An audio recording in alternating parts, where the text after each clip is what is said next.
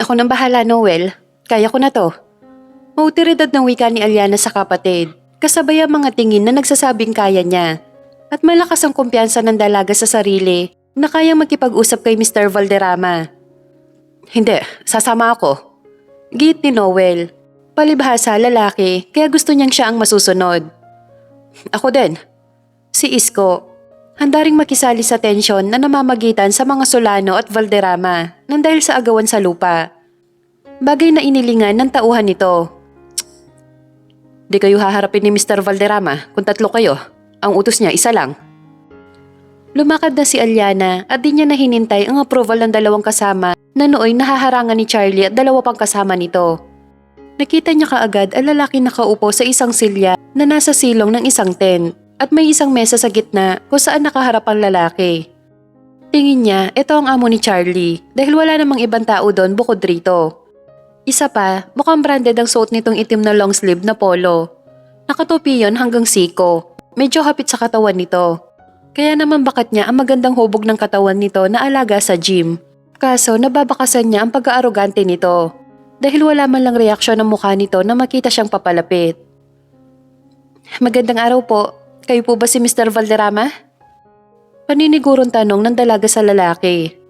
Mabuti nang sigurado kesa magkamali siya. Lalo medyo bata pa ang taong ito. Matanda na ang nai-imagine niyang boss ni Charlie na dati rin boss ng tsuhin niya. Sa tagal ba naman ito sa serbisyo kaya malamang matanda na talaga ang amo nito. Ako nga. Ako si Rizzy Valderrama. Confident magsalita ang lalaki at kalmado. Ito yung tipo ng lalaki na kahit kanino mo iharap ay tatayo pa rin ng taas noo. Ikaw, sino ka naman at anong kailangan mo sa akin? May kaba siyang naramdaman ng padaanan nito nang mabilisan tingin ang kanyang kabuuan. Humarap siya dito nang may tiwala sa sarili. At di siya papaepekto kahit pagwapo ang impacto na to na nag-aangkin sa lupain nila. Ako si Aliana Solano, anak ni Norman Solano. May-ari ng lupa dyan sa kabilang bakod. Wika niya matapos ipagdiinan ang anak ng may-ari ng lupa. Upang ipahayag na kanila ang lupang inaari nito. Bagay nang inisihan lang ng lalaki. Sa pagkakaalam ko, miss, kasama yung lupa niyo sa nabili ko lupa dito sa Santa Elena. Nagbayaran na kami ni Mr. Solano. Kulang pa ba ang 20 milyong piso na binayad ko sa inyo para magmatigas kayong umalis dito sa lupang to? Na teritoryo ko na? Tumas pa bahagya ang boses nito sa dulo kaya di niya napigilang pantayan ito. Para sabihin ko sa inyo, Mr. Valderrama, wala akong natatanggap sa inyo ni isang kusing. Kaya huwag niyo masabi-sabi sa akin na kulang pa ang 20 milyong piso na ibinigay mo sa amin. Dahil kahit anino na pera na yan, di namin nakita kahit kailan. Walang kautal-utal niyang sabi na ipinagkibit balikat lang nito. Well, di ko nakasalanan yon, Miss Solano. Mabuti pa ang tsuhin mo ang kausapin mo. Total, siyang agent ng ama mo. Ang tila walang pakialam na wika nito, kaya naman nagsimula ng umigting ang bagang niya. Mali ka, Mr. Valderrama. Dapat bago mo binili ang lupa namin kay Tio, kinausap mo muna yung totoong may-ari, si Norman Solano. Dapat tinanong mo muna siya kung pumayag ba siya. Sermon niya sa lalaki na ikinangisi lang nito. Sa lahat na napagbilhan ko ng lupa dito, kayo lang bukod tanging nagreklamo. Legal ang pagkakabili ko ng lupa nyo at meron akong mga katibayan. Kaya kung may reklamo ka, sa korte na lang tayo magharap, miss. Ano sa tingin mo? Kapal na mukha mo? Sa puntong yon, di na mapigilan pa ang panginginig ng laman niya. Korte? Natatawa siyang pagkakay Rizzy Valderrama. Ngayon ay gusto nitong dumaan sila sa legal matapos nitong bilhin sa illegal na paraan ang lupa nila. Kaya lalo na lamang umigting ang panga niya. Para bang gusto niya itong sampalin ng kaliwat kanan, pataas at pababa para lang mailabas niya ang galit niya. Mabuti sana kung libre ang kumuha ng abogado. Kung ganoon nga ang labanan, siya pa mismo ang kakaladkad dito papunta sa korte at di niya ito uurungan. Kaso ang problema ay pera na gagamitin niya. Kapos sila sa salapi, kaya naman anong laban niya sa isang to. Mayaman ito at sure siya na maimpluwensya pa. Paano naman siya mananalo? Ang kapal na mukha mo sabihin yan? Ang tanging nasabi na lamang niya sa lalaki sa nanginginig at nanghihinang boses. Kahit nagpapakatatag siya sa harapan nito, di na niya mapigil ang panghinaan ng katawan at pagpawisan ng malapot sa tindi ng emosyong nararamdaman niya. Talaga bang ipaglalaban mo ang lupa na bili mo lang sa isang magnanakaw? Ang sama mo, isang kriminal. Wala kang pinagkaiba sa tiyo ko. Pareho kayo Hindi ako magnanakaw, Miss Solano. Binayaran ko ang lupa nyo. Di na nito hinayaang pambanggitin niya uli ang salita magnanakaw na paratang dito. Magbabayad ka lang din, hindi pa sa papa ko. Bibili ka lang din ng lupa. Hindi yung taong totoong may-ari ang kinausap mo. Nakipagsabuatan ka sa tiyo kong tuso.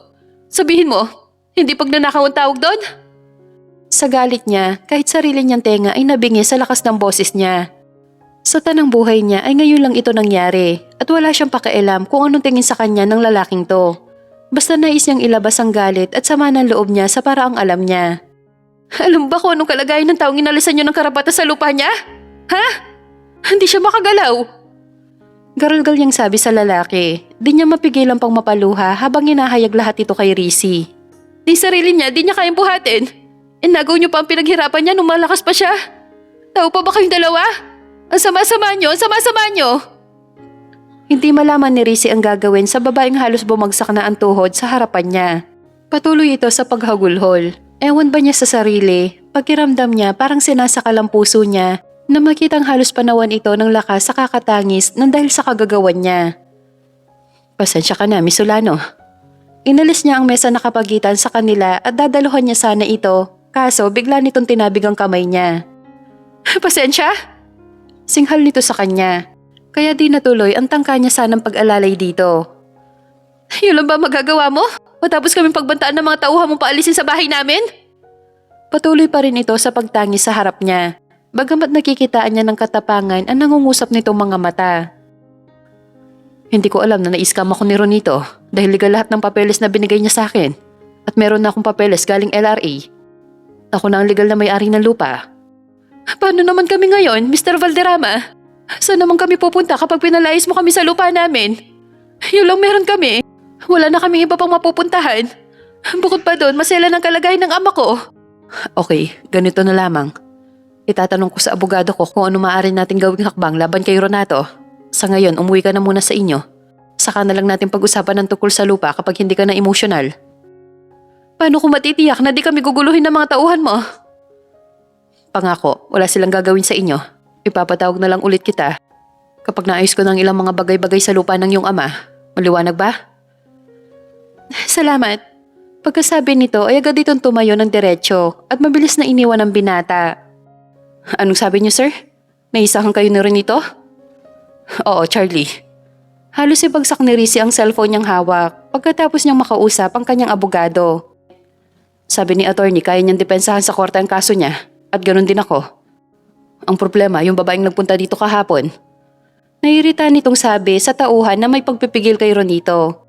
Ngayon ay hindi niya alam kung nasaan naman ang manlolokong yon. Mukhang wala naman sila laban sa inyo kung sakali man ireklamo niya kayo. Kampanting sabi ni Charlie, sayaman ba naman ang amo nito kaya posible ang lahat dito. Kaya nitong ibaluktot ng tama at gawin tuwid ang mali. Tama ka, pero di kaya ng konsensya ko na may naapakan akong ibang tao. Baka ngayon lang, sir. Mukhang awang-awa ka dun kay Miss Ganda. Ang inis niya kay Ronito ay napunta sa driver niyang mayroong malisyosong mga ngiti sa kanya, kaya naduro niya ito. Hoy, ikaw ha? Ang dami mong napapansin. Sigaw niya kay Charlie na di pa rin nawawala ang pilyong ngiti nito sa labi. Naawa lang ako dun sa Norman Solano. Baldado na pala yon. Napakasama talaga ng kapatid niya. Nito na sinundan ng buntong hininga. Si Charlie naman ay nagpakibit balikat. So, ano nang balak mo ngayon, Sir Rizzy? Pinapahanap ko si Ronito. Magbabayad siya ng mahal sa akin. At kapag nasingil ko siya, doon ko na ibabalik ang lupa kay Norman Solano. Huwag na po kayo mag-alala, tatay. Nalulungkot si Aliana matapos makitang humihikbi ang amang si Norman. Nag-aalala siya na matirigar ng tensyong yon ang maselang kalagayan nito ngayon at tuluyan ng mawala sa kanila. Di man ito makapagsalita ng tuwid at walang malinaw na salita na lumalabas sa bibig nito, batid niyang galit ito. Nakikita niya yon sa luha nito sa mata at sa nakakabahala nitong muka. Para bang sinisisi nito ang sarili. Ang kondisyon nito na wala itong magawa. Naisang lakasin nila ang lupang yon matapos nitong ma-stroke 5 years ago. Mula noon, naghirap na sila dahil sa laki ng gastos at pagpapagamot sa ama at di naman rin ito makapaghanap buhay pa. Maging siya, natigil siya sa pag-aaral. 1 taon na sana, gagraduate na siya sa kursong nursing. Kaya namamasukan siya sa bayan bilang sales lady sa jewelry shop para makatulong sa mga gastusin ng ama.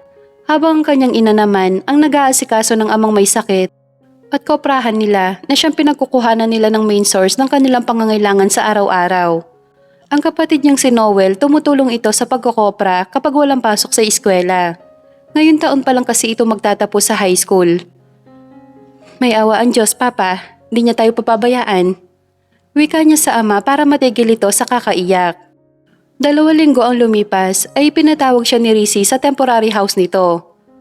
Bakit ba palagi si ate lang ang gusto niya makausap? Naiinis na sabi ni Noel kay Charlie nang pumunta ito sa bahay nila upang sunduin ang dalaga. Hindi ko rin alam sa boss ko, bata. Pero kung ako sa'yo, hahayaan ko na lang sila ng kapatid mo. Magtiwala ka. Walang mangyayaring masama sa kapatid mo. Oo nga naman, Noel. Si Alyana sa kapatid. Sumama ito kay Charlie. At sa tent niya inabutan ng lalaki. You're here, Alyana. Nakangiti ito sa kanya. Ngayon ay malinaw na niya nakikita ang kagwapuhang taglay nito. Para ito leading man sa isang Turkish drama na pinapanood niya. Kung wala nga lang atraso ito sa kanila, ay malamang papangarapin niya itong makasama sa panaginip gabi-gabi. Kaya lang sa ngayon hindi pwede dahil baka bangungutin lang siya. At sana lang magandang hatid ng ngiti nito sa kanya. Maupo ka. Inoffer nito sa dalaga ang silya nag-iisa sa tent na yon. Kaya tinignan lamang yon ng dalaga. Pakiramdam niya, nagmumukha siyang espesyal na tao kapag naupo siya ron. At di pakikipaglandian ng sadya niya rito, kundi pakikipagnegosasyon. Salamat na lang, pero wag na. Malamig niyang sabi. Iniwanan siya saglit ng lalaki. Pagbalik nito, may dala itong isa pang silya na siyang inupuan nito. Maupo ka, mangangali ka niyan. Napilitan siyang maupo kaharap nito, matapos mahimigan na tila di ito komportable na nakikita siya nakatayo. At habang ito ay prente nakaupo. May balita ba kayo kay Ronito? Wala. Marami pa siyang pera ngayon kaya nakakapagtago pa siya ng maayos. Kalmanting wika niya. Nag-hire ako ng private investigator para hanapin siya. Kaya lang, 2 weeks na wala pang update. At di ko alam kung kailan sila mahahanap ng mga tao na binayaran ko, maging ng mga pulis. So anong plano? Paano na kung matagalan ng pagtugis kay Tio? Paano kami ng pamilya ko? Ano magiging sitwasyon natin dito? Natahimik siya ng bahagya nang ibalik nito ang tanong sa kanya. Ikaw, kung sakali mangyari sa ito, naloko ka pero nagmukaligal ang mga papeles dahil sa linis ng pagkatrabaho. And you have all the means para manalo sa taong nagrereklamo sa'yo. Paapekto ka ba? May ilang minuto din siyang nag-isip bago nagsalita. Naniniwala ako sa karma, Mr. Valderrama. Kaya kung ako nasa kalagayan mo, hahabulin ko kung sino ang may totoong sala. Imbis na hahayaang magdusa ang isang tao na nabiktima lang din ng isang maling desisyon. Paano yan? Di tayo magkapareho ng paniniwala, Miss Solano. Lalo na tingin ko, di lang ako ang mayroong kasalanan dito. Kayo rin. Nagtiwala kayo kay Ronito. Di mangyayari to kung hawak niyo sana ang titulo ng lupa niyo. Nagbitaw ako ng malaking halaga, kapalit ng lupa sa dobleng halaga. Kung meron man dapat nasisihin dito, si Ronito yon. At siya dapat ang nararapat mong habulin. Ang tanging magagawa ko ay balik sa inyo ang lupa kapag naibalik din sa akin ang binayad ko. Ibig mo bang sabihin papaalisin mo talaga kami sa lupa namin? Pakiramdam ni Alyana ay nananakit na naman ang lalamunan niya at nagiinit na naman ang sulok ng mata niya. Maaari, dahil sa ngayon ako na nakapwesto dito. Wika ng lalaki na bagamat mahinahon ng pagkakasabi ay mahahalatang paninindigan ito na di magpapaubaya sa kanya. Sinabi ko naman sa'yo na wala kaming mapupuntahan sa ngayon. Makakaya ba talaga ng konsensya mong palayasin ang may-ari ng lupang to? Na kahit gumapang ay di magawa? Kayang-kaya, Miss Solano. Napatiim siya sa sinabi ng walang awa na si Rizzy Valderrama. Mukhang sa kangkungan na nga talaga yata ang bagsak nila at nawawalan na siya ng pag-asa. Lalo na tama naman ito.